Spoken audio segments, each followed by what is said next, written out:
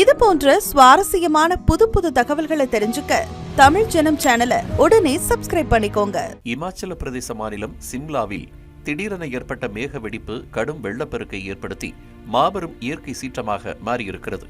இந்த வெள்ளப்பெருக்கு மக்களின் உயிருக்கும் உடைமைகளுக்கும் அச்சுறுத்தலாக மாறியதோடு மட்டுமல்லாமல் மாநிலத்தின் உட்கட்டமைப்புகளுக்கும் பெரும் சேதத்தை ஏற்படுத்தியிருக்கிறது.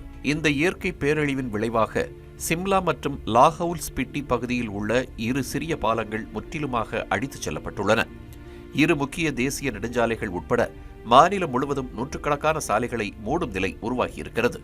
சிம்லா நகரில் உள்ள மின்வாரிய அலுவலகம், பல குடியிருப்பு கட்டடங்கள் பலத்த சேதத்தை சந்தித்துள்ளதால் மக்களின் இயல்பு வாழ்க்கை வெகுவாக பாதிக்கப்பட்டுள்ளது.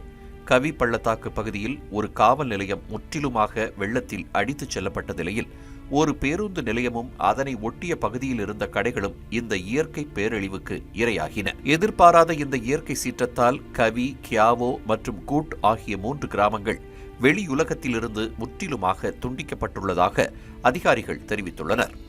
ஆபத்தான பகுதிகளிலிருந்து மக்களை வெளியேற்றி உயரமான பகுதிகளில் தங்க வைக்க தொடர் நடவடிக்கைகள் எடுக்கப்பட்டு வருவதாகவும் அதிகாரிகள் தரப்பில் தெரிவிக்கப்பட்டுள்ளது. குலு மற்றும் கினௌர் மாவட்டங்களில் வெள்ளப்பெருக்கால் கடுமையான பாதிப்புகள் ஏற்பட்ட நிலையில் மீட்பு பணிகளுக்காக இந்திய ராணுவம் களமிறக்கப்பட்டுள்ளது.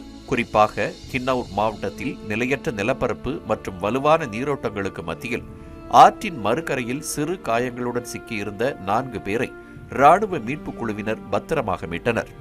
இதற்கிடையே பல்வேறு பகுதிகளில் பதிவாகியுள்ள நிலச்சரிவு சம்பவங்கள் மீட்பு பணிகளை மேலும் சிக்கலாக்கியுள்ளன. இமாச்சல பிரதேசத்தில் ஜூன் 20ஆம் தேதி முதல் மழை தொடர்பான பல்வேறு நிகழ்வுகளில் சிக்கி 240க்கும் மேற்பட்டோர் உயிரிழந்துள்ளதாக தெரிவிக்கப்பட்டிருக்கிறது. அண்மையில் இமாச்சல பிரதேசத்தில் அதிகரித்து வரும் சுற்றுச்சூழல் ஏற்றத்தாழ்வுகள் குறித்து ஆழ்ந்த கவலையை வெளிப்படுத்தியிருந்த உச்சநீதிமன்றம் இந்த நிலை மேம்படவில்லை என்றால் மொத்த மாநிலமும் காற்றில் மறைந்து போகக்கூடும் என எச்சரித்திருந்தது. அத்துடன் சுற்றுலா தலங்களில் சுற்றுச்சூழல் அமைப்பை பலியாக்கி வருவாய் ஈட்ட முடியாது என எடுத்துரைத்த நீதிமன்றம் வருவாய் ஈட்டுவது மட்டுமே முக்கியமல்ல என்பதை எடுத்துரைக்க விரும்புவதாக கருத்து தெரிவித்திருந்தது.